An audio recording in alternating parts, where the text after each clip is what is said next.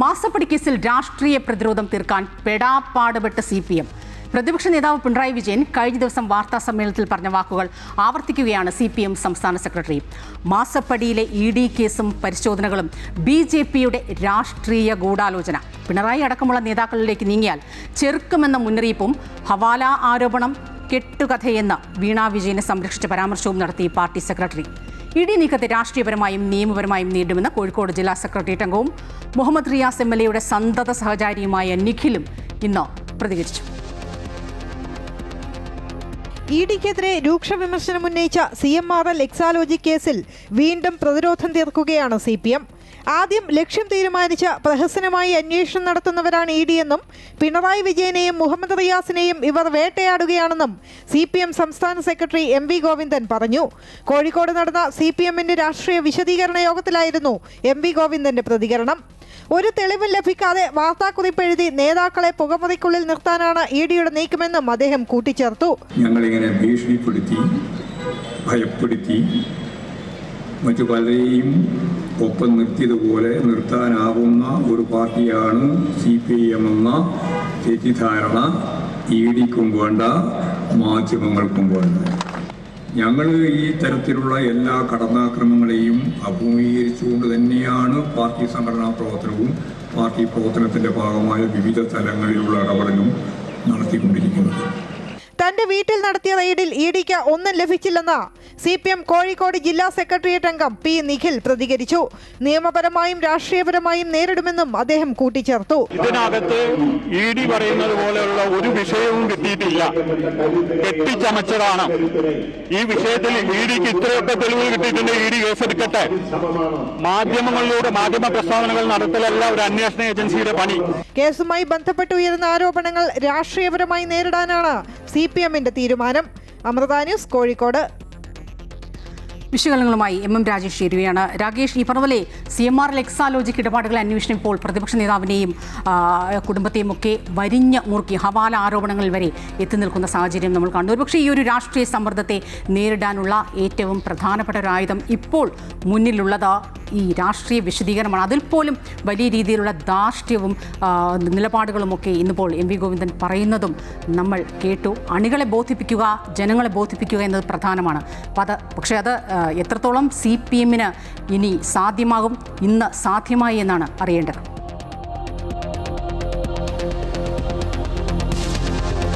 തീർച്ചയായും സ്വപ്ന പറഞ്ഞതിൽ നിന്നും അപ്പുറം ഇന്ന് CPMനെ സംബന്ധിച്ച് ഈ കേസിനെ എങ്ങനെ പ്രതിരോധിക്കും എന്നുള്ളതാണ്. അതായത് തുടക്കത്തിൽ രണ്ട് വ്യക്തികൾ തമ്മിലുള്ള ബിസിനസ് എന്ന തരത്തിൽ CPM ഇതിനെ അവഗണിച്ചു കളഞ്ഞു എങ്കിൽ പിന്നീട് അത് രാഷ്ട്രീയമായി CPMനെ അല്ലെങ്കിൽ മുഖ്യമന്ത്രിയെ നേരിടുന്നതിന് EDയെ ഉപയോഗിക്കുന്നു എന്നുള്ളതായിരുന്നു ആരോപണം. അതിൽ നിന്ന് വ്യത്യസ്തമായി പിന്നീട് മുഹമ്മദ് റിയാസിൻ്റെ സുഹൃത്തുക്കളിലേക്കും അന്വേഷണം നീങ്ങുന്ന സാഹചര്യമുണ്ടായി. ഇതിലെല്ലാം തന്നെ ആദ്യഘട്ടത്തിൽ EDയെ പ്രതിരോധിച്ച പോലെയല്ല ഈ രണ്ടാം ഘട്ടത്തിൽ EDയുടെ റെയ്ഡ് ഉണ്ടായപ്പോൾ CPM ചെയ്തത്. CPM ആ റെയ്ഡിനെ ആദ്യഘട്ടത്തിൽ നോക്കിക്കാണുകയും പിന്നീട് CPIM ജില്ലാ സെക്രട്ടേറിയറ്റ് അംഗം P. നിഖിലിനെ പിന്തുണച്ചുകൊണ്ട് CPIM ജില്ലാ നേതൃത്വം രംഗത്ത് വരികയും ചെയ്യുന്ന ഒരു സാഹചര്യമാണ് ഉണ്ടായിരുന്നത്. എന്നാൽ ഇതിൽ നിന്ന് വിഭിന്നമായി പിന്നീട് 2 ദിവസം മുന്നോട്ട് പോകുമ്പോൾ സംഭവിച്ചത് എന്താണെന്ന് വെച്ചാൽ ED കൃത്യമായി ഇത്തരത്തിലുള്ള നടപടികളുമായി ബന്ധപ്പെട്ട വാർത്താക്കുറിപ്പുകൾ ഇറക്കുന്നു.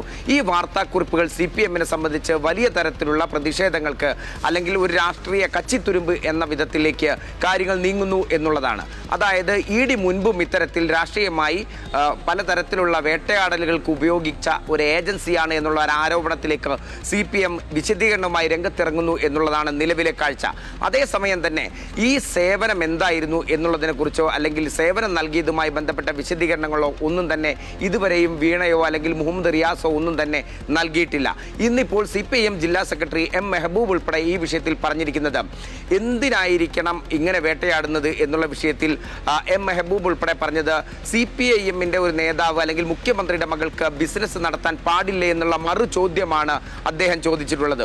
ഒപ്പം തന്നെ P. നിഖിലുമായി ബന്ധപ്പെട്ടിട്ടുള്ള ബിസിനസ് വിഷയങ്ങളിലും CPIM ജില്ലാ നേതൃത്വം ഇതുവരെയും വിശദീകരണം നൽകിയിട്ടില്ല. അതോടൊപ്പം തന്നെ ED ഈ വാർത്താക്കുറിപ്പ് ഇറക്കുന്നതിനും അപ്പുറം EDക്ക് ഇതിനകത്ത് കോടതിയിലേക്ക് എത്തുന്ന വിധത്തിൽ അല്ലെങ്കിൽ നിയമ നടപടികളിലേക്ക് ഇത്തരത്തിലുള്ള അന്വേഷണം നീങ്ങുന്ന തരത്തിൽ എന്തെങ്കിലും കച്ചിത്തുരുമ്പ് കിട്ടിയോ എന്നുള്ള കാര്യത്തിൽ, അല്ലെങ്കിൽ ഇനി നീങ്ങുമോ എന്നുള്ളതുൾപ്പെടെയുള്ള വിഷയങ്ങളാണ് നോക്കിക്കാണുന്നത്. അതുകൊണ്ട് CPIM അത്തരത്തിലുള്ള ഒരു രേഖകളും EDക്ക് എൻഫോഴ്സ്മെന്റ് ഡയറക്ടറേറ്റിന് കിട്ടാത്തിടത്തോളം കാലം ഇത്തരത്തിലുള്ള രാഷ്ട്രീയ പ്രതിഷേധങ്ങളും പ്രതിരോധങ്ങളും തീർക്കുക എന്നുള്ളത് തന്നെയായിരിക്കും CPIMന് മുന്നിൽ ഉണ്ടാകുന്ന ഏക നടപടി എന്ന് പറയുന്നതും. സ്വപ്ന. തീർച്ചയായും അതുതന്നെയാണ് രാകേഷ് ഈ സൂചിപ്പിച്ചതുപോലെ മുൻ മുഖ്യമന്ത്രി പിണറായി വിജയൻ, അദ്ദേഹത്തിൻ്റെ മകൾ ഉൾപ്പെട്ട ഒരു ബിസിനസ് ഇടപാടുകൾ, അതിലെ ക്രമക്കേടുകൾ എങ്ങനെ പാർട്ടിയുടെ രാഷ്ട്രീയമാകുന്നു എന്നതാണ് നമ്മൾ എടുത്ത് കാണേണ്ടത്. അണികൾ എങ്ങനെ മനസ്സിലാക്കുന്നു എന്നാണ് കാണേണ്ടത്. എന്തായാലും ED പ്രതികൾ ഇന്നിപ്പോൾ നമുക്കറിയാം, ED കേസ് തിരുവനന്തപുരത്ത് ED റെയ്ഡ് നടത്തിയ ആ ദിവസം ഏത് രീതിയിലാണ് CPM ആ ഒരു റെയ്ഡിനെ പ്രതിരോധിക്കാനായി ശ്രമിച്ചതെന്ന് നമ്മൾ കണ്ടതാണ്. കൃത്യമായി ആസൂത്രണം ചെയ്ത രീതിയിൽ തന്നെയാണ് ഇവരുടെ നിലപാടുകൾ അല്ലെങ്കിൽ ഇവരുടെ പ്രവർത്തനങ്ങൾ നിരീക്ഷിച്ച് ഇവർക്കെതിരെ കേസെടുത്തു. അവർ ഇപ്പോൾ പ്രതികളാണ്. ഇപ്പോൾ തിരുവനന്തപുരം മ്യൂസിയം പോലീസ് സ്റ്റേഷനിൽ ഒപ്പിടാൻ എത്തേണ്ടതുണ്ട്. പക്ഷേ ഇന്നിപ്പോൾ ഈ ഓണക്കാലത്ത് ഒപ്പിടാൻ എത്തിയപ്പോൾ രസകരമായിരുന്നു കാര്യങ്ങൾ. ഒപ്പിടാനെത്തിയ പ്രതികൾ പോലീസ് സ്റ്റേഷൻ്റെ മുറ്റത്തെ ഓണാഘോഷങ്ങളിൽ പങ്കെടുക്കുന്നു. മുറ്റത്തെ എന്ന് പറഞ്ഞാൽ മ്യൂസിയം പോലീസ് സ്റ്റേഷൻ ജസ്റ്റ് ഒരു മതിലിൻ്റെ വ്യത്യാസമാണ് റോഡുമായിട്ട്. ഈ ഊഞ്ഞാലടക്കം അല്ലെങ്കിൽ ആഘോഷങ്ങളടക്കം ഈ റോഡിന് വെളിയിലാണ് സംഭവം നടക്കുന്നത്. അപ്പോൾ ഇതിൻ്റെ ഭാഗമാകുന്നു എങ്ങനെ പോലീസും ജനകീയമാകാം പോലീസ് എന്ന് പറയുന്നത്. പക്ഷേ അത് എത്രത്തോളം ജനകീയമാകണം, അത് എവിടെയാണ് ആ അതിർവരമ്പുകൾ നമ്മൾ ഇടേണ്ടത് എന്നൊക്കെ പ്രധാനമായും ചിന്തിക്കേണ്ട കാര്യം തന്നെയാണ്. ഇതിൽ പങ്കെടുക്കുക മാത്രമല്ല അതിൻ്റെ റീൽസൊക്കെ ചിത്രീകരിക്കുക. ശരിക്കും ഈ ഒരു വിഷയത്തിലെല്ലാം വലിയ രീതിയിലുള്ള ഒരു ഗുരുതര വീഴ്ച സംഭവിച്ചു എന്ന് തന്നെയാണ് സ്പെഷ്യൽ ബ്രാഞ്ച് അന്വേഷണ റിപ്പോർട്ട് ഇപ്പോൾ പുറത്തു വന്നിരിക്കുന്നത്. പോലീസിൻ്റെ ഒത്താശയോടെ ചെയ്തോ എന്നതിലിപ്പോൾ വിശദമായ അന്വേഷണം വേണം എന്നും ഈ റിപ്പോർട്ടിൽ നിർദ്ദേശമുണ്ട്. ഒരേ കളർ ഷർട്ടടക്കം ധരിച്ചതിൽ പക്ഷേ പോലീസിന് യാതൊരു അറിവില്ല എന്നാണ് പറയുന്നത്. കമ്മീഷണർക്ക് സമർപ്പിച്ച റിപ്പോർട്ട് എന്തായാലും നടപടികൾക്കായി IGക്ക് കൈമാറാനിരിക്കുകയാണ്. ED ഉദ്യോഗസ്ഥരെ ആക്രമിച്ച കേസിലെ പ്രതികളായ 24 പേരാണ് ഒപ്പിടുന്നതിനായി ശനിയാഴ്ച മ്യൂസിയം പോലീസ് സ്റ്റേഷനിലെത്തിയത്. മുൻ കൗൺസിലർ IP ബിനു, ഉണ്ണി എന്നിവരാണ് സ്റ്റേഷനിലെത്തി ഊഞ്ഞാലാടിയും ചെണ്ടകൊട്ടിയും മറ്റും റീൽസ് എടുത്ത് സാമൂഹ്യ മാധ്യമങ്ങളിൽ ഇട്ടത്. പോലീസ് ധരിച്ച അതേ നിറത്തിലുള്ള ഷർട്ട് പ്രതികളിൽ ചിലർ ധരിച്ചിരുന്നു. പോലീസുകാർ ഈ ചെയ്തികൾ തടയാനോ വിലക്കാനോ തയ്യാറായില്ലെന്നും ഗുരുതര വീഴ്ചയുണ്ടായെന്നുമാണ് സ്പെഷ്യൽ ബ്രാഞ്ച് അന്വേഷണ റിപ്പോർട്ട്. ഒരേ കളർ ഷർട്ട് ധരിച്ചത് പോലീസിന്റെ അറിവോടെയല്ലെന്നും SHO പ്രശാന്ത് എത്തി ഒപ്പിടാനെത്തിയ പ്രതികളുമായി സംസാരിച്ചതിന് ശേഷവും ഇവർ റീൽസ് ചിത്രീകരിച്ചതായും റിപ്പോർട്ടിൽ പറയുന്നു. ഇക്കാര്യത്തിൽ SHOയ്ക്കും വീഴ്ച സംഭവിച്ചതായാണ് റിപ്പോർട്ട് വ്യക്തമാക്കുന്നത്. ഈ റിപ്പോർട്ട് ശരിവെച്ചാണ് സിറ്റി പോലീസ് കമ്മീഷണർ അരുൾ B കൃഷ്ണ IGക്ക് തുടർ നടപടിക്ക് റിപ്പോർട്ട് കൈമാറിയിരിക്കുന്നത്. പ്രതികളെ പോലീസ് ബോധപൂർവം വിളിച്ചു വരുത്തിയതാണോ എന്ന കാര്യത്തിൽ വിശദമായ അന്വേഷണം നടത്തണം. 68 ഷർട്ടുകളാണ് പാളയത്തെ ഒരു ടെക്സ്റ്റൈൽസിൽ നിന്നും പോലീസുകാർ ഒരുമിച്ച് വാങ്ങിയത്. അത് പൂർണ്ണമായും അവിടെയുള്ള പോലീസുകാർക്ക് നൽകിയിട്ടുണ്ട്. പ്രതികൾക്ക് വസ്ത്രം വാങ്ങി നൽകിയതിൽ തെളിവുകൾ ലഭിച്ചിട്ടില്ല. അതേസമയം റീൽസ് ചിത്രീകരണം തടയാഞ്ഞതിൽ സ്റ്റേഷനിലെ പോലീസുകാർക്കെതിരെ നടപടി ഉണ്ടായേക്കും. പോലീസുകാരുമായി അടുപ്പമുണ്ടെന്ന് വരുത്തി സാക്ഷികളെ സ്വാധീനിക്കാനുള്ള ശ്രമമാണ് പ്രതികൾ നടത്തിയതെന്നാണ് സംശയം. ഇക്കാര്യം ചൂണ്ടിക്കാട്ടി പ്രതികളുടെ ജാമ്യം റദ്ദ് ചെയ്യുന്നതിന് പോലീസ് തിങ്കളാഴ്ച കോടതിയെ സമീപിച്ചേക്കും. അമൃത ന്യൂസ്, തിരുവനന്തപുരം. ഭരണം മാറിയത് അറിയാത്ത ചില പോലീസുകാരാണ് ഇത്തരത്തിലുള്ള ഈ ആഘോഷങ്ങൾക്ക് പ്രതികളുമായി കൂടിച്ചേർന്നുള്ള ഈ ആഘോഷത്തിന് പിന്നിലെന്നാണ് മന്ത്രി K മുരളീധരൻ ഇന്നിപ്പോൾ പ്രതികരിച്ചത്. കഴിഞ്ഞ സർക്കാരിൻ്റെ കാലത്ത് കോൺഗ്രസ്സുകാരെ സ്റ്റേഷനിൽ മർദ്ദിച്ച പോലീസുകാരാണ് ഈ ആഘോഷങ്ങൾക്കെല്ലാം നേതൃത്വം നൽകിയത് എന്നും മുരളീധരൻ ഇന്ന് പറഞ്ഞു. ഭരണം മാറിയത് അറിയാത്ത ഉദ്യോഗസ്ഥന്മാർ ഇപ്പോഴും ഉണ്ട് പോലീസിൽ. അതിൻ്റെ ദോഷമാണ്. എൻ്റെ ഒരു അഭിപ്രായത്തിൽ നടപടി പോലീസ് സ്വീകരിക്കുമെന്നാണ് ഞാൻ പ്രതീക്ഷിക്കുന്നത്. ഇദ്ദേഹത്തിന് മുണ്ടും ഷർട്ടും വാങ്ങിച്ചു കൊടുത്ത പോലീസുകാർ വരെയുണ്ട്. അതാ പറഞ്ഞത്, ഭരണം മാറിയത് അറിയാത്ത ചില പോലീസ് ഉദ്യോഗസ്ഥന്മാരുണ്ട്. കഴിഞ്ഞ സർക്കാരിൻ്റെ കാലത്ത് കോൺഗ്രസ്സുകാർ സ്റ്റേഷനിലിട്ട് തല്ലിയ വിദ്വാനാണ് ഈ ആഘോഷത്തിൻ്റെ പുറകിൽ പ്രവർത്തിച്ച ശക്തി. ഞാൻ പേര് പറയും, മന്ത്രി ഒരു പോലീസ് ഉദ്യോഗസ്ഥൻ്റെ പേര് പറഞ്ഞത് ശരിയല്ലാത്തതുകൊണ്ട് ഞാൻ പേര് പറയുന്നില്ല. പിണറായി വിജയൻ എന്തിനെയോ ഭയക്കുന്നുവെന്നാണ് മാത്യു കുഴൽനാടൻ MLAയുടെ കണ്ടെത്തൽ. CPM-കാർ പോലും അദ്ദേഹത്തെ ഒരുപക്ഷെ വിശ്വസിക്കില്ല. മകളുടെ അഴിമതി ചെറിയ തുകയെന്ന രീതിയിലാണ് പിണറായി വിജയൻ പറയുന്നത്. 20 കോടി എന്നത് അദ്ദേഹം ചെറിയ തുകയായി കാണുന്നു. മകൾക്ക് വിദേശത്ത് കമ്പനി ഉണ്ടോ ഇല്ലയോ എന്ന് ജനങ്ങളോട് പിണറായി പറയണം. കൈകൾ ശുദ്ധമാണെന്ന് ആവർത്തിച്ചിട്ട് കാര്യമില്ല എന്നും അദ്ദേഹം കൂട്ടിച്ചേർത്തു. ഞാൻ ഇന്നലത്തെ മുൻ മുഖ്യമന്ത്രി പിണറായി വിജയൻ്റെ പ്രസ്താവന വലിയ അത്ഭുതത്തോടു കൂടിയാണ് കണ്ടത്. കാരണം അദ്ദേഹത്തെ പോലൊരു നേതാവ് ഈ നിലയിലേക്ക് തരം താഴ്ന്നത് എന്തുകൊണ്ടാണെന്ന് എനിക്ക് മനസ്സിലാവുന്നില്ല.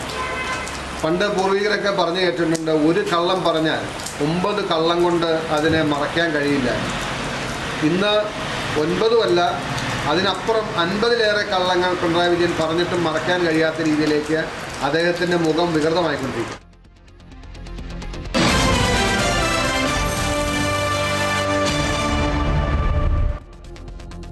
മെസ്സി എന്ന ജനകീയ ആവശ്യത്തെ മുതലെടുത്തവർ നടത്തിയ സാമ്പത്തിക തട്ടിപ്പിന്റെ കൂടുതൽ വിവരങ്ങൾ വെളിപ്പെടുകയാണ്. മെസ്സിയെ കേരളത്തിലെത്തിക്കുമെന്ന് മലയാളിയെ സ്വപ്നം കാണിച്ച് സ്പോൺസറായ റിപ്പോർട്ടർ ബ്രോഡ്കാസ്റ്റിംഗ് കമ്പനി നടത്തിയത് വൻതോതിലുള്ള ധനസമാഹരണമെന്നാണ് GST വകുപ്പിന്റെ കണ്ടെത്തൽ. പുറത്തുനിന്നുള്ള 2 സ്ഥാപനങ്ങളിൽ നിന്ന് മാത്രം സ്പോൺസറുടെ അക്കൗണ്ടിലെത്തിയത് 206 കോടി രൂപയാണ്. ഇത്രയും ഭീമമായ തുക വായ്പയായി കിട്ടിയതാണെന്ന് സ്ഥാപിക്കാൻ യാതൊരുവിധ രേഖകളും സ്പോൺസർ ഹാജരാക്കിയിട്ടില്ല. മാത്രമല്ല, സ്പോൺസറുടെ അക്കൗണ്ടിൽ പണമെത്തിയ തൊട്ടടുത്ത നിമിഷങ്ങളിൽ തന്നെ ഈ തുക മറ്റ് അക്കൗണ്ടുകളിലേക്ക് അതിവേഗം കൈമാറ്റം ചെയ്തതായും അന്വേഷണ സംഘം കണ്ടെത്തിയിരിക്കുന്നു. ഈ തുകയിൽ നിന്നാണ് അർജന്റീന ഫുട്ബോൾ അസോസിയേഷന് 126 കോടി കൈമാറിയതെന്നും GSTയുടെ അന്വേഷണത്തിൽ വ്യക്തമാവുകയാണ്. മെസ്സിയെയും ടീമിനെയും കേരളത്തിലെത്തിക്കാമെന്നതിന്റെ പേരിൽ സ്പോൺസറായ റിപ്പോർട്ടർ ബ്രോഡ്കാസ്റ്റിംഗ് കമ്പനി വലിയ തോതിൽ പുറത്തുനിന്നും ധനസമാഹരണമാണ് നടത്തിയത്. പുറത്തുനിന്നുള്ള 2 സ്ഥാപനങ്ങളിൽ നിന്നും 206 കോടി രൂപ സ്പോൺസറുടെ അക്കൗണ്ടിലേക്ക് എത്തി. ഇതിന് വായ്പാ രേഖയോ നികുതി രേഖകളോ ഇല്ല. അക്കൗണ്ടിലെത്തിയ പണം സ്പോൺസർ ഉടൻ തന്നെ കൈമാറ്റം ചെയ്തു.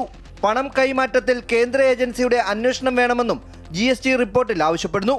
ഫെമ ചട്ടങ്ങളുടെ ലംഘനം അന്വേഷണ വിധേയമാക്കണം. സ്പോൺസറുടെ അക്കൗണ്ട് ഇടനില അക്കൗണ്ടായി പ്രവർത്തിച്ചോ എന്ന സംശയവും GSTക്കുണ്ട്. അക്കൗണ്ട് വിവരങ്ങൾ വിശദമായി ശേഖരിച്ച GST പ്രത്യേക അന്വേഷണ സംഘം റിപ്പോർട്ട് സമർപ്പിച്ചിട്ടുണ്ട്. അമൃത ന്യൂസ്, തിരുവനന്തപുരം. അൺഫിൽ ഡിസൂസ ചേരുകയാണ് വിശകലനങ്ങളുമായി. അൺഫിൽ, ഈ പറഞ്ഞതുപോലെ അടിമുടി ദുരൂഹതയാണ്. ഈ തുക 2 സ്ഥാപനങ്ങളിൽ നിന്ന് മാത്രം കിട്ടിയതാണ്. ഇത് വായ്പയായി കിട്ടി എന്നതിന് രേഖകളില്ല. ഇതിന് നികുതി അടച്ചതിന് അടക്കം മറ്റ് രേഖകൾ ഒന്നുമില്ല. ശരിക്കും ഈ ഒരു തട്ടിപ്പിൻ്റെ ആഴം വ്യക്തമാകുന്നതാണ് ഇപ്പോൾ ഈ പറഞ്ഞതുപോലെ ഈ GST അന്വേഷണ സംഘം പുറത്തുവിടുന്ന വിവരങ്ങൾ. തീർച്ചയായും സ്വപ്ന, ഇതിൽ ശ്രദ്ധിക്കേണ്ടത് ഇതിപ്പോൾ GSTയുടെ അന്വേഷണം മാത്രമാണ് നടന്നത്. GSTയുടെ അന്വേഷണം നടന്നപ്പോൾ തന്നെ ഈ രീതിയിൽ വലിയ തട്ടിപ്പിന്റെ വിവരങ്ങളാണ് പുറത്തു വരുന്നത്. സർക്കാർ പ്രഖ്യാപിച്ച അന്വേഷണം ഒന്നും തന്നെ ഇതുവരെ ആയിട്ടില്ല. അതായത് സർക്കാർ ഉന്നതതല അന്വേഷണം പ്രഖ്യാപിക്കാനുള്ള സാധ്യത, വിജിലൻസ് അന്വേഷണം, ത്രിതല അന്വേഷണമൊക്കെ ഉടൻ ഉണ്ടാകുമെന്ന് നമ്മൾ പ്രതീക്ഷിക്കുകയാണ്. ഔദ്യോഗികമായി സർക്കാരിൻ്റെ ഒരു അന്വേഷണം ഇതുവരെ ഉണ്ടായിട്ടില്ല. ഈ അന്വേഷണം എന്ന് പറയുന്നത് GSTയുടെ ഒരു പ്രത്യേക സംഘത്തെ രൂപീകരിച്ചുള്ള പ്രാഥമികമായ അന്വേഷണം മാത്രമാണ്.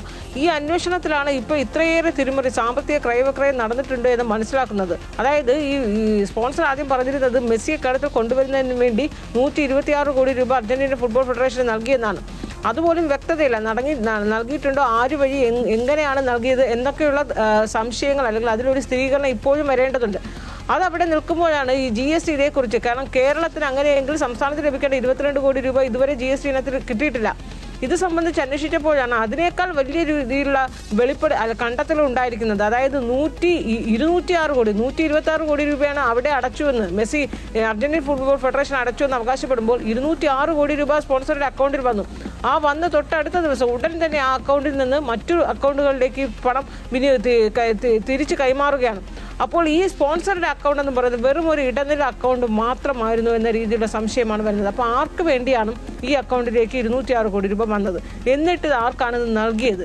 വെറും ഒരു ഇടനില അക്കൗണ്ടുകൾ മാത്രമായി മാറിയിട്ടുണ്ട് എങ്കിൽ അതിനപ്പുറത്തേക്ക് വലിയ രീതിയിലുള്ള കണ്ടെത്തലുകളാണ് ഇനിയുള്ളത്. അപ്പോൾ കൃത്യമായി ഇതിൻ്റെ ഒരു വിശദമായ അന്വേഷണം വേണമെങ്കിൽ ED തന്നെയാണ് വേണ്ടത്. ED കേന്ദ്ര ഏജൻസികൾ അന്വേഷിക്കണമെന്നുള്ള ശുപാർശ തന്നെയാണ് ഇപ്പോൾ ഈ SIT, അതായത് GST വകുപ്പിൻ്റെ SIT സർക്കാരിന് സമർപ്പിച്ചിരിക്കുന്ന റിപ്പോർട്ടിൽ പറയുന്നത്. ഇനി സർക്കാരാണ് ഇതിൽ, കാരണം കായിക വകുപ്പ് സെക്രട്ടറി നൽകിയ റിപ്പോർട്ടിൽ പോലും EDയുടെ അന്വേഷണം, കേന്ദ്ര ഏജൻസികളുടെ അന്വേഷണം, കാരണം ഇത് സംസ്ഥാന സർക്കാരിൻ്റെ ഒരു അന്വേഷണത്തിൻ്റെ പരിധിക്കപ്പുറത്തേക്കാണ്.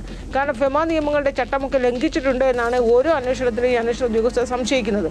അപ്പോൾ എല്ലാ അടിമുടി ദുരൂഹത നിൽക്കുന്ന ഒരു ക്രയവിക്രയമാണ് ഇവിടെ നടന്നിരിക്കുന്നത്.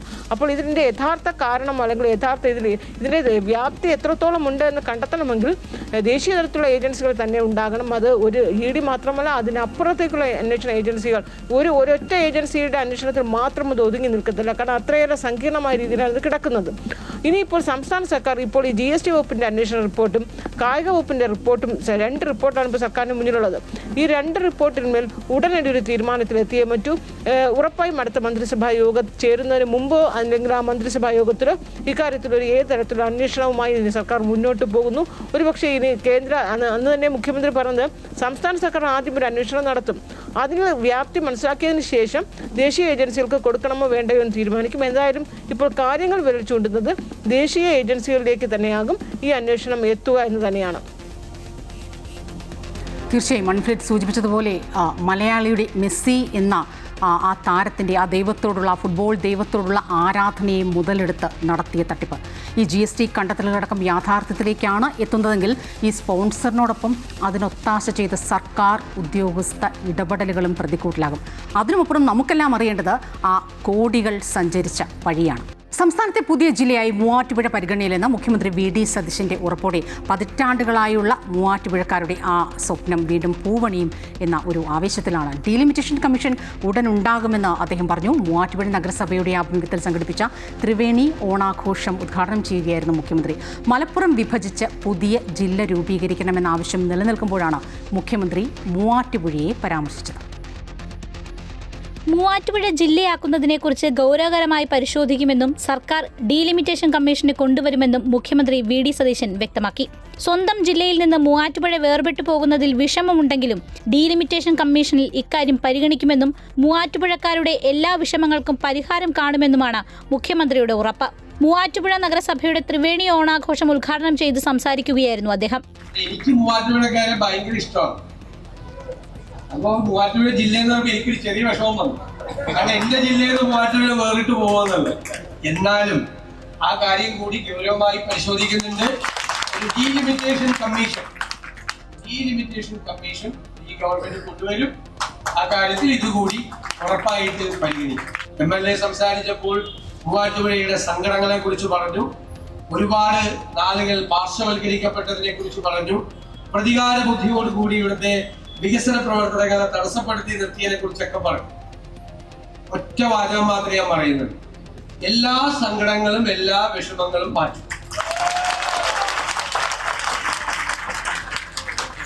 പിന്നെ നമുക്കൊരു കാര്യം നഷ്ടം വന്നാൽ നമ്മൾ ആഗ്രഹിക്കുന്നത് അതിന്റെ പലിശ സഹിതം കിട്ടണമെന്നാണ്. അതിന്റെ പലിശ സഹിതം മൂവാറ്റുപുഴയ്ക്ക്.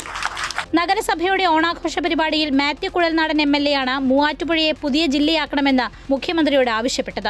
മൂവാറ്റുപുഴക്കാർക്ക് ഒരു ഓണസമ്മാനമായി പുതിയ ജില്ലാ രൂപീകരണം പ്രഖ്യാപിക്കണമെന്നായിരുന്നു ആവശ്യം. വികസന കാര്യങ്ങളിൽ എറണാകുളം കൊച്ചി മേഖലകളിലേക്ക് കൂടുതൽ ഫണ്ടുകൾ പോകുന്നതിനാൽ മൂവാറ്റുപുഴ കോതമംഗലം തുടങ്ങിയ മലയോര മേഖലകൾ പിന്നോക്കം പോകുന്നുവെന്ന പരാതി ഏറെ കാലമായി നിലനിൽക്കുന്നുണ്ട്. എറണാകുളം ജില്ലയിലെ മൂവാറ്റുപുഴ, കോതമംഗലം, പിറവം, പെരുമ്പാവൂരിന്റെ ചില ഭാഗങ്ങൾ കൂടാതെ ഇടുക്കിയിലെ തൊടുപുഴ ഉൾപ്പെടെയുള്ള കിഴക്കൻ മേഖലകൾ ചേർത്താണ് പുതിയ ജില്ല എന്ന ആവശ്യം നിലനിൽക്കുന്നത്. സംസ്ഥാനത്ത് പുതിയ ജില്ലകളും താലൂക്കുകളും രൂപീകരിക്കുന്നതിന്റെ സാധ്യത പഠിക്കാൻ പ്രത്യേക കമ്മീഷനെ നിയമിക്കുമെന്ന് മുഖ്യമന്ത്രി VD സതീശൻ ബജറ്റിൽ പ്രഖ്യാപിച്ചിരുന്നു. അതേസമയം മലപ്പുറം ജില്ല വിഭജിച്ച് പുതിയ ജില്ല രൂപീകരിക്കണമെന്ന ആവശ്യവും ശക്തമാണ്. എന്നാൽ മൂവാറ്റുപുഴയുടെ കാര്യം മാത്രമേ നിലവിൽ മുഖ്യമന്ത്രി പരാമർശിച്ചിട്ടുള്ളൂ. അമൃത ന്യൂസ്, കൊച്ചി. പാലക്കാട് റെയിൽവേ വിഭജന നടപടിയിൽ പ്രതിഷേധം ശക്തമാക്കാനൊരുങ്ങിയ UDF MPമാർ തിരുവോണ ദിനത്തിൽ പാലക്കാട് DMRL ഓഫീസിന് മുന്നിൽ രാവിലെ മുതൽ വൈകിട്ട് വരെ MPമാർ ഉപവാസ സമരം നടത്തും. വിഷയത്തിൽ കേരളത്തിലെ BJP നിലപാട് വ്യക്തമാക്കണമെന്ന് MPമാരായ ET മുഹമ്മദ് ബഷീറും MK രാഘവനും വാർത്താസമ്മേളനത്തിൽ ആവശ്യപ്പെട്ടു. ഒക്ടോബർ 1 മുതലാണ് മംഗളൂരു പ്രദേശം ദക്ഷിണ പശ്ചിമ റെയിൽവേയുടെ മൈസൂരു ഡിവിഷനിലേക്ക് മാറ്റാൻ തീരുമാനിച്ചത്. സതേൺ റെയിൽവേക്ക് കീഴിൽ നിലവിലുള്ള ആകെ 6 ഡിവിഷനുകളിൽ ഏറ്റവും ചെറിയ ഡിവിഷനായ പാലക്കാടിനെയാണ് റെയിൽവേ വിഭജിച്ചിരിക്കുന്നത്. ഇതിനു പിന്നിൽ കേന്ദ്ര സഹമന്ത്രി സോമണ്ണ എന്ന ആരോപണമാണ് MPമാരായ MK രാഘവനും ET മുഹമ്മദ് ബഷീറും ഉന്നയിച്ചത്. കേന്ദ്ര റെയിൽവേ സഹമന്ത്രി സോമണ്ണയാണ് ഇതിന്റെ പുറകിൽ പ്രവർത്തിച്ചത് കാര്യം ഒരു തർക്കം വേണ്ട. അതിൻ്റെ ഒരു രാഷ്ട്രീയ താല്പര്യമാണെന്നാണ് ഞാൻ മനസ്സിലാക്കുന്നത്. ഈ വിഷയത്തിൽ കേരളത്തിലെ BJP എന്തു പറയുന്നു? കേരളത്തിൽ നിന്നുള്ള കേന്ദ്രമന്ത്രി സുരേഷ് ഗോപി എന്തു പറയുന്നു? വിഭജന നടപടി പിൻവലിക്കണമെന്നാവശ്യപ്പെട്ട് തിരുവോണ ദിനത്തിൽ പാലക്കാട് DRM ഓഫീസിന് മുന്നിലെ MP-മാരുടെ ഉപവാസ സമരത്തിന് പിന്നാലെ തുടർ സമരങ്ങളും ഉണ്ടാകും. കേരളത്തോടുള്ള ഈ അവഗണനയ്ക്കെതിരെയുള്ള പ്രക്ഷോഭത്തിൽ BJP CPM MP-മാരുടെ സഹകരണം തേടുമെന്നും MK രാഘവൻ വ്യക്തമാക്കി. ഞങ്ങളുടെ ഈ വിഷയത്തിൽ ഞങ്ങൾക്ക് രാഷ്ട്രീയമില്ല, മറ്റൊന്നുമില്ല. ആരുമായി ഞാൻ പറഞ്ഞില്ലേ, BJP പോലും വന്നാൽ ഞാൻ സഹകരിക്കാൻ ഞങ്ങൾ തയ്യാറാണ്. നാടിന്റെ പൊതുവായ വിഷയമാണ്. വിഷയത്തിൽ നിഗൂഢതയുണ്ടെന്ന് രാജ്മോഹൻ ഉണ്ണിത്താനും പ്രതികരിച്ചിട്ടുണ്ട്. കേന്ദ്ര ഗവൺമെന്റ് എടുത്ത തീരുമാനം ദുരുപദേഷ്ടമാണ്, മാത്രമല്ല നിഗൂഢാത്മകമാണ്. ആ തീരുമാനം ഒരിക്കലും കേരളത്തിന് അംഗീകരിക്കാനാവില്ല. 1956-ൽ പാർലമെന്റിൽ നൽകിയ ഉറപ്പിന്റെ അടിസ്ഥാനത്തിൽ കേരളത്തിനായി രൂപീകരിച്ച പാലക്കാട് ഡിവിഷൻ 2007-ൽ കോയമ്പത്തൂർ പ്രദേശം നഷ്ടപ്പെട്ടതിന് ശേഷം നേരിടുന്ന രണ്ടാമത്തെ വലിയ വെട്ടിമുറിക്കലാണിത്. അമൃത ന്യൂസ്, കോഴിക്കോട്. എന്നാൽ പാലക്കാട് ഡിവിഷനെ അക്ഷരാർത്ഥത്തിൽ വിഭജിച്ചത് ഒന്നാം UPA സർക്കാരെന്ന് PK കൃഷ്ണദാസ് പറഞ്ഞു. അന്ന് കോൺഗ്രസ് നേതാക്കൾ കാശിക്ക് പോയിരുന്നു എന്നും അദ്ദേഹം ചോദിച്ചു.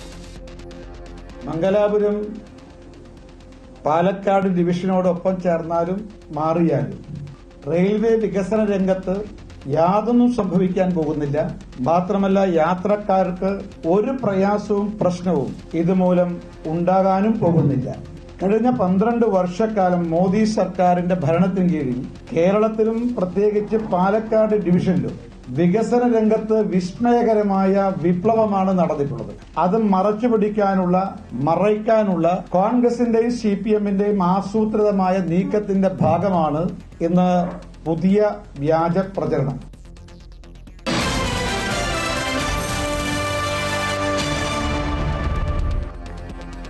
സംസ്ഥാനത്തെ 6 നദികളിൽ മലമൂത്ര വിസർജ്യം കൊണ്ട് നിറയുന്നുവെന്ന അങ്ങേറ്റം ആശങ്കാജനകമായ വാർത്തയിലേക്കാണ് ടോപ്പ് 10 ഇനി കടക്കുന്നത്. അതായത് നദികളുടെയും കൈവഴികളുടെയും ഒക്കെ വെള്ളത്തിൽ നടത്തിയ പരിശോധനകളിൽ ഉയർന്ന അളവിൽ ഈക്കോളെ ബാക്ടീരിയയുടെ സാന്നിധ്യം എന്ന് പറയുമ്പോൾ അത് മനുഷ്യ വിസർജ്യങ്ങൾ ഉയർന്ന തോതിൽ നദികളിലേക്ക് എത്തുന്നു എന്ന ഗുരുതര സൂചന തന്നെയാണ്. കൊച്ചി ചിത്രപ്പുഴയിലെ ഇരുമ്പനം മേഖലയിലാണ് ഏറ്റവും ഉയർന്ന അളവിൽ ഈക്കോളെ ബാക്ടീരിയയെ കണ്ടെത്തിയിരിക്കുന്നത്. ഗൗരവതലത്തിൽ കണ്ട് നടപടി സ്വീകരിക്കേണ്ട ഒരു പൊതുജനാരോഗ്യ പ്രശ്നം തന്നെയാണിത്. ഈ ഗുരുതരാവസ്ഥ നിരീക്ഷിക്കാൻ അടിയന്തരമായി തദ്ദേശ സ്വയംഭരണ സ്ഥാപനങ്ങളിൽ പരിസ്ഥിതി ശാസ്ത്രജ്ഞരെ നിയമിക്കണമെന്ന് വിദഗ്ധർ ആവശ്യപ്പെടുന്നു. നമ്മൾ കുടിക്കാനും കുളിക്കാനും ഒക്കെ ഉപയോഗിക്കുന്ന വെള്ളമാണിത്. പക്ഷെ അത് എത്രത്തോളം മലിനമാണ്? സംസ്ഥാന മലിനീകരണ നിയന്ത്രണ ബോർഡിന്റെ കണക്കുകൾ നമ്മളിൽ അറപ്പും വെറുപ്പും ഉളവാക്കുന്നതാണ്.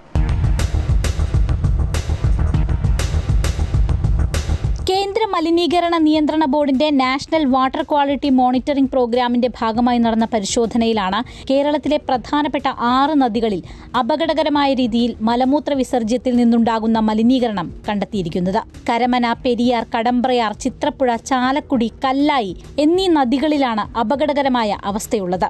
2026 ഫെബ്രുവരി മുതൽ മെയ് വരെയുള്ള കാലയളവിൽ ഈ നദികളിലെ വെള്ളത്തിലുള്ള കോളിഫോം ബാക്ടീരിയയുടെ അളവ് 4500 MPN മുതൽ 5.5 ലക്ഷം MPN വരെയായിരുന്നു.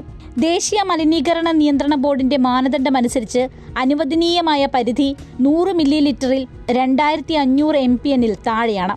ഈ പരിശോധനാ ഫലങ്ങൾ കേരള സംസ്ഥാന മലിനീകരണ നിയന്ത്രണ ബോർഡ് ജലശക്തി മന്ത്രാലയത്തിന് സമർപ്പിക്കുന്നു. ഏലൂർ, ആലുവ, എടയാർ വ്യവസായ മേഖല, കളമശ്ശേരി, കടമ്പ്രയാറിലെ ബ്രഹ്മപുരം, മണക്കക്കടവ് എന്നിവിടങ്ങളിൽ നിന്നുള്ള കണക്കുകൾ ഞെട്ടിക്കുന്നതാണ്. ചിത്രപ്പുഴയിലെ ഇരുമ്പനം മേഖലയിൽ ഏറ്റവും ഉയർന്ന കോളിഫോം അളവായ 5.5 ലക്ഷം MPN ആണ് രേഖപ്പെടുത്തിയിരിക്കുന്നത്. അതായത് കൊച്ചിയോട് ചേർന്ന് കിടക്കുന്ന പുഴവെള്ളം കുളിക്കാൻ പോലും ഉപയോഗിക്കാൻ പറ്റാത്തതാണ്. മലിനീകരണങ്ങൾ നിരീക്ഷിക്കുന്നതിന് എല്ലാ തദ്ദേശ സ്വയംഭരണ സ്ഥാപനങ്ങളിലും പരിസ്ഥിതി വിദഗ്ധരെ നിയമിക്കണമെന്ന ആവശ്യവും ഉയർന്നിട്ടുണ്ട്. എല്ലാ ലോക്കൽ ബോഡിയിലും ഒരു എൻവയോൺമെന്റൽ എക്സ്പെർട്ട് വേണം. സയൻസും ടെക്നോളജിയും, പരിസ്ഥിതിയുടെ സയൻസും ടെക്നോളജിയും വളരെ സങ്കീർണമായ വിഷയമാണ്. ഒരു എഞ്ചിനീയർക്ക് ചെയ്യാൻ പറ്റുന്നതല്ല. നമ്മുടെ കുട്ടികൾക്ക് ഈ നാട്ടിൽ തന്നെ ഇതെല്ലാം കൈകാര്യം ചെയ്യാനും മനസ്സിലാക്കാനും ഇൻ്റർപ്രറ്റ് ചെയ്യാനുള്ള കഴിവുണ്ടെങ്കിൽ അവരിതങ്ങ് നടത്തിക്കോളും. അതുപോലെ റെഗുലർ മോണിറ്ററിങ്ങിനുള്ള സംവിധാനം ഉണ്ടാകണം. രാജ്യത്തെ സംഹിത അനുസരിച്ച് കുടിക്കാനുള്ള വെള്ളത്തിൻ്റെ സ്രോതസ് ജലം അതിനകത്ത് 50 MBN ഈക്വളി വാല്യൂ 50 MBN താഴെ ആയിരിക്കണം. അങ്ങനെയെല്ലാം ഈ രാജ്യത്തെല്ലാ നിയമ സംവിധാനങ്ങളും കൃത്യമാണ്. പക്ഷേ അത് ഇംപ്ലിമെൻ്റ് ചെയ്ത് അങ്ങോട്ട് കൊണ്ടുവരാനുള്ള ആളുകളില്ല എന്നുള്ളതാണ് പ്രശ്നം. വീടുകളിൽ നിന്നും നഗരപ്രദേശങ്ങളിൽ നിന്നുമുള്ള മലിനജലം ഓടകളിലൂടെ ജലാശയങ്ങളിലേക്ക് നേരിട്ടൊഴുക്കുന്നതാണ് ജലസ്രോതസ്സുകൾ മലിനമാകാൻ പ്രധാന കാരണം. മലിനജല സംസ്കരണ സംവിധാനങ്ങളൊന്നും കാര്യക്ഷമമല്ല എന്നാണ് പഠനങ്ങൾ സൂചിപ്പിക്കുന്നത്. നദികൾ പ്രകൃതിയുടെ വരദാനങ്ങളാണ്. അവ സംരക്ഷിക്കേണ്ടത് മനുഷ്യജീവന്റെ നിലനിൽപ്പിന് തന്നെ അത്യന്താപേക്ഷിതമാണ്. തദ്ദേശ സ്വയംഭരണ സ്ഥാപനങ്ങളിൽ പരിസ്ഥിതി വിദഗ്ധരെ അടക്കം നിയമിക്കുന്ന കാര്യങ്ങളിൽ സർക്കാരിന്റെ ശ്രദ്ധ വേണം. ക്യാമറാമാൻ പി ശശികാന്തിനൊപ്പം AT അശ്വതി, അമൃത ന്യൂസ്, കൊച്ചി. അശ്വതി തന്നെ ചേരുകയാണ് വിശകലനങ്ങളുമായി. അശ്വതി, മുൻപ് പലതവണയായി ഈ വിഷയം അമൃത വാർത്തകൾ ഉയർത്തിക്കൊണ്ട് വന്നിട്ടുള്ളതാണ്. പലതവണ ഇതുമായി ബന്ധപ്പെട്ട റിപ്പോർട്ടുകളടക്കം നമ്മൾ നൽകിയിട്ടുള്ളതുമാണ്. പക്ഷേ ഇപ്പോൾ ഈ ഈക്കോളി ബാക്ടീരിയയുടെ സംസ്ഥാനത്തെ ജലസമ്പത്തിലെ അതിൻ്റെ സാന്നിധ്യം അതിൻ്റെ പാരമ്യതയിൽ എത്തി നിൽക്കുന്ന സാഹചര്യമാണ്. നമുക്കറിയാം, നാഴികയ്ക്ക് 40 വട്ടം നദീ സംരക്ഷണം അനിവാര്യമെന്നൊക്കെ പറയുന്നു. ആ ഒരു മുറവിളിക്കപ്പുറം ഇത്തരത്തിൽ മാലിന്യം തള്ളുന്നതിൻ്റെ ഉറവിടം കണ്ടെത്തി അത് തടയുന്ന അടിയന്തര നടപടിയല്ലേ ഏറ്റവും ആദ്യമായി സ്വീകരിക്കേണ്ടതും ഈ സൂചിപ്പിച്ചതുപോലെ കൃത്യമായ ഒരു തദ്ദേശീയ സഹകരണത്തോടെ അല്ലെങ്കിൽ തദ്ദേശീയ പങ്കാളിത്തത്തോടെ. സംസ്ഥാനത്തെ നദികളിലെ മലിനീകരണം സംബന്ധിച്ച് ഗുരുതരമായ കണ്ടെത്തലുകളാണ് സംസ്ഥാന മലിനീകരണ നിയന്ത്രണ ബോർഡിൻ്റെ ഭാഗത്തു നിന്ന് ഉണ്ടായിരിക്കുന്നത്. ഇത് എല്ലാ മാസവും ഇത്തരത്തിലുള്ള അസസ്മെൻറ്റുകൾ നടക്കുന്നുണ്ട്. പക്ഷേ കഴിഞ്ഞ കുറേ നാളത്തെ ഒരു ഡേറ്റ പരിശോധിക്കുകയാണെങ്കിൽ ഈ നദികളിലെ മലിനീകരണം വർദ്ധിച്ചു വരുന്നു. പ്രത്യേകിച്ച് ഈക്കോളി ബാക്ടീരിയകളുടെ അളവ് വർദ്ധിച്ചു വരുന്നു എന്നതാണ് നമുക്ക് കണ്ടെത്താനായിട്ട് സാധിക്കുന്നത്. അതിൽ തന്നെ ദേശീയ നിയമങ്ങൾ അനുസരിച്ചുള്ള പറഞ്ഞിരിക്കുന്ന നിജപ്പെടുത്തിയിരിക്കുന്ന ചില അളവുകളുണ്ട്. അത് ഈക്കോളി ബാക്ടീരിയയുടെ കാര്യത്തിലാണെങ്കിലും മറ്റും അത് സോഴ്സ് വാട്ടറിൽ ഇത്രയേ പാടുള്ളൂ. അതായത് പ്രത്യേകിച്ച് കുടിവെള്ളത്തിനായിട്ട് ഉപയോഗിക്കുന്ന സോഴ്സ് വാട്ടറിൽ 50 യൂണിറ്റിൽ താഴെ മാത്രമേ പാടുള്ളൂ എന്നൊക്കെയാണ്. പക്ഷേ 25,000-ന് മുകളിൽ 5 ലക്ഷത്തോടടുത്ത് അങ്ങനെയൊക്കെയാണ് നിലവിൽ കണക്കുകൾ പറയുന്നത്. അത് അങ്ങേയറ്റം ഗുരുതരമാണ്. ഈ 6 നദികളുടെ ഏറ്റവും മലിനമായ 6 നദികളുടെ കാര്യം പരിശോധിക്കുകയാണെങ്കിൽ അത് കൊച്ചിയോട് ചേർന്ന മധ്യകേരളത്തിലുള്ള നദികളാണ് എന്ന് നമുക്ക് മനസ്സിലാക്കാൻ സാധിക്കും. അങ്ങനെ നോക്കുകയാണെങ്കിൽ ദ്രുതഗതിയിൽ വളരുന്ന വളരെയധികം വികസന പ്രവർത്തനങ്ങൾ നടക്കുന്ന കൊച്ചിയിൽ, നിരവധി ആളുകൾ തിങ്ങിപ്പാർക്കുന്ന കൊച്ചിയിൽ കുടിക്കാൻ കിട്ടുന്ന വെള്ളം വളരെ ഗുരുതരമായ അവസ്ഥയിലാണ്. ഇത് സംബന്ധിച്ചിട്ടുള്ള കൃത്യമായിട്ടുള്ള പരിശോധനകൾ വേണം. മാത്രമല്ല തദ്ദേശ സ്വയംഭരണ സ്ഥാപനങ്ങളിൽ ഈ പരിസ്ഥിതി ശാസ്ത്രജ്ഞരുടെ അല്ലെങ്കിൽ പരിസ്ഥിതിയുമായി ബന്ധപ്പെട്ട് ഗവേഷണം നടത്തുന്ന ആളുകളുടെ ഒരു പോസ്റ്റ് കൂടി ഉണ്ടാക്കണം എന്നതാണ് ഏറ്റവും പ്രധാനപ്പെട്ട ആവശ്യം. എന്തായാലും തദ്ദേശ സ്വയംഭരണ സ്ഥാപനങ്ങൾ ഇതുമായി ബന്ധപ്പെട്ടിട്ടുള്ള മറ്റു പരിശോധനകളെല്ലാം ശക്തമാക്കുന്നുണ്ട് എന്നതാണ് ഈ ഘട്ടത്തിൽ മനസ്സിലാകുന്നത്. ഏറ്റവും ഗുരുതരമായ അണുബാധകൾ ഈ ഈക്കോളി ബാക്ടീരിയ ഉണ്ടാക്കുന്നുവെന്നാണ് നമ്മൾ മനസ്സിലാക്കേണ്ടത്. നമ്മുടെ ഇൻറ്റസ്റ്റൈനിൽ തന്നെയുള്ള ബാക്ടീരിയയാണ്. പക്ഷേ അതിൻ്റെ ചില സ്റ്റെയിനുകൾ വളരെ മാരകമായ അണുബാധകളടക്കം ഉണ്ടാക്കുന്നു. എന്തായാലും അടിയന്തര നടപടി ഇക്കാര്യത്തിൽ, അടിയന്തര ശ്രദ്ധ ഇക്കാര്യത്തിൽ ഉണ്ടായില്ല എങ്കിൽ നമ്മുടെ സംസ്ഥാനത്തിൻ്റെ ജീവധാരകളായ ഈ നദികൾ ഒരുപക്ഷെ ആരോഗ്യ ഭീഷണിയുടെ കേന്ദ്രങ്ങളായി മാറുന്ന കാര്യം ഒരു സാഹചര്യം ഒട്ടും ദൂരെയല്ലെന്ന് വേണം കാണാൻ.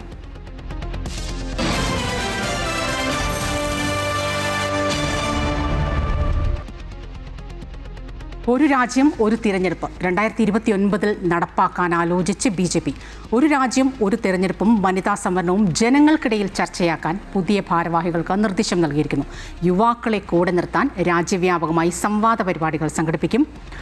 തിരഞ്ഞെടുപ്പുകൾക്കായി നേരത്തെ ഒരുങ്ങാനും പ്രധാനമന്ത്രിയുടെ നിർദ്ദേശമുണ്ട്.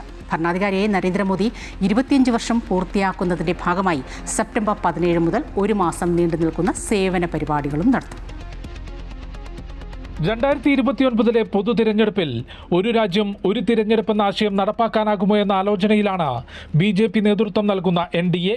നിലവിൽ പാർലമെന്റിന്റെ സംയുക്ത സമിതി പരിശോധിക്കുന്ന ബില്ലിന്മേൽ റിപ്പോർട്ട് സമർപ്പിക്കാനുള്ള സമയം ശീതകാല സമ്മേളനത്തിന്റെ അവസാന ആഴ്ച വരെയുണ്ട്. അതുകൊണ്ട് തന്നെ വരുന്ന സമ്മേളനത്തിൽ ബിൽ അവതരിപ്പിക്കുമോ എന്നതിൽ വ്യക്തതയില്ല. എന്നാൽ BJP ഭരിക്കുന്ന സംസ്ഥാനങ്ങളിൽ ഉൾപ്പെടെ 2029 ഒരുമിച്ച് തിരഞ്ഞെടുപ്പ് നടത്താനുള്ള സാധ്യതയും പരിശോധിക്കും.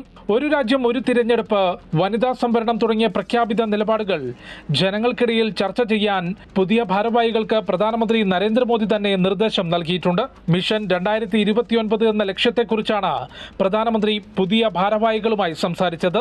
അടുത്ത വർഷം ആദ്യം നടക്കുന്ന ഉത്തർപ്രദേശ്, പഞ്ചാബ് നിയമസഭാ തിരഞ്ഞെടുപ്പുകൾക്ക് വേണ്ടിയുള്ള ഒരുക്കങ്ങൾ നേരത്തെ തന്നെ നടത്താനുള്ള ചർച്ചയും ഇന്നലെയും ഇന്നുമായി ചേർന്ന BJP നേതൃയോഗങ്ങളിൽ നടന്നു.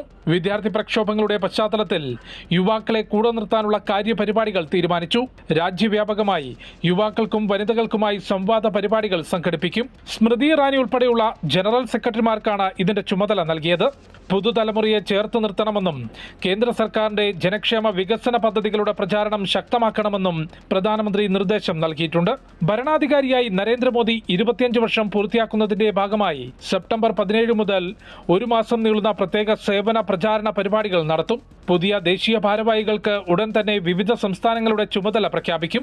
അമൃത ന്യൂസ്, ന്യൂഡൽഹി. യുവാക്കളുടെ വിഷയങ്ങൾ ചൂണ്ടിക്കാട്ടി രാജ്യ തലസ്ഥാനത്ത് വീണ്ടും സമരത്തിനൊരുങ്ങുകയാണ് കോക്രോച്ച് ജനതാ പാർട്ടി. സമര നടപടികളെക്കുറിച്ച് ചർച്ച ചെയ്യാനായി നാളെ അടിയന്തര വർക്കിംഗ് കമ്മിറ്റി യോഗം ചേരും. യോഗത്തിൽ അന്തിമ തീരുമാനം കൈക്കൊള്ളും. സമരം പിൻവലിച്ചതിന് ശേഷം കേന്ദ്ര സർക്കാർ നൽകിയ ഉറപ്പുകൾ പാലിക്കാതെ യുവാക്കളെ വഞ്ചിക്കാൻ ശ്രമിക്കുകയാണെന്ന് CJP ആരോപിക്കുകയാണ്.